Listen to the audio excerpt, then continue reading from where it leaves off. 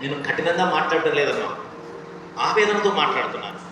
మీరు ఎన్ని రకాలుగా మీ అమ్మా నాన్నని ఇబ్బంది పెడుతున్నారు, ఎన్ని రకాలుగా మీ యొక్క జీవితాన్ని నాశనం చేసుకుంటున్నారు, ఎన్ని రకాలుగా మీరు మీ సమయాన్ని వృధా చేసుకుంటున్నారు, ఎన్ని రకాలుగా మీరు మీ యొక్క టాలెంట్ని నాశనం చేసుకుంటున్నారు ఆలోచించండి.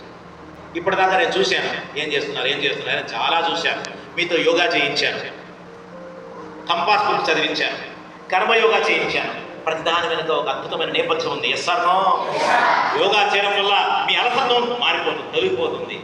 కంపాస్ బుక్ చదవడం వల్ల తెలివి విజ్ఞానం వస్తుంది. అయ్యో మా సమస్యలు కాదు ఇది, దాటొచ్చు అని చెప్పేసి. కర్మయోగా చేయడం వల్ల ఇంట్లో ఎంత దుర్భరమైన పరిస్థితి ఉంది, అమ్మకి నాన్నకి ఎందుకు సహాయం చేయట్లేదు అని మీకు తెలుస్తుంది. కాబట్టి కర్మయోగా చేస్తున్నాం.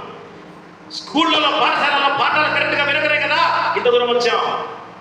ఈరోజు ఈ 30 రోజులు పాఠాలు సరిగ్గా వింటే ఏమో పాలిటెక్నిక్ రావచ్చు, ఈ టీఎస్ఆర్టీసీ రావచ్చు, టీఎస్ బ్లాక్ కావచ్చు, జానోస్ కావచ్చు, దేనైనా కావచ్చు, కొట్టి పడేసే శక్తి, సామర్థ్యము, దమ్ము, ధైర్యము మీకు వస్తుంది అనే ఆలోచన ఉంది దాని నేపథ్యం. అరే భోజనంలో కరెక్ట్గా తినండి అని ఎందుకంటారా? తెలుస్తుందా విలువ? తెలుస్తుందా? మనం మెతుకు విలువ తెలుస్తుందా? Forget about రైతు, forget about farmer, think about what is the value of all our things in the life, in the family. మీ నాన్న డైరెక్టర్ కదా, ఆ డైరెక్టర్ని ఎప్పుడైనా మాట్లాడారా? ఆ డైరెక్టర్ ఎప్పుడైనా ప్రేమను చూపించారా? ఆ డైరెక్టర్ ఎప్పుడైనా గౌరవం చూపించారా? లేదే.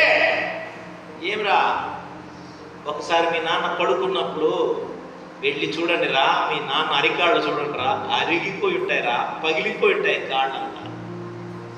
ఆ కాళ్ళకి నమస్కారం చేసినా సిగ్గు రాదురా మనకి.